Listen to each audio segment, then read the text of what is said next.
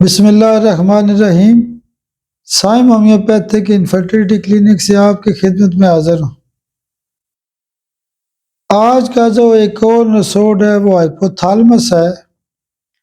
Hypothalamus उस वक़्त इस्तेमाल की जाती है, ये दवाई उस वक़्त इस्तेमाल की जाती है, ये एपिसोड उस वक़्त इस्तेमाल किया जाता है जब हमारे पास मुख्तलिफ किस्म की रिपोर्टें आती हैं और उसमें पिट्यूटरी ग्लैंड से पहले के जो फंक्शन होते हैं, जिसमें पिट्यूटरी ग्लैंड को होम्योपैथिक में ठीक किया जा सकता है, उसको एक्टिव किया जा सकता है। लेकिन पिट्यूटरी ग्लैंड से जो पहले के फंक्शन है वो हाइपोथैलेमस का काम होता है। जब हमारे पास मुख्तलिफ रिपोर्टें आती हैं उसमें लिखा होता है कि इस बंदे को हाइपोथैलेमस का मसला है, एक्टिव नहीं है, जैसे किसी खातून को मेंसेस नहीं आ रहे, तो हम अच्छी से अच्छी दवाइयाँ देते हैं और रिपोर्टों में पता चलता है कि इसको हाइपोथैलेमस का इशू आ रहा है, तो वहाँ पे हम हाइपोथैलेमस की जो पोटेंसी है वो इस्तेमाल कर सकते हैं। आप मेरे लिए दुआ भी किया करें।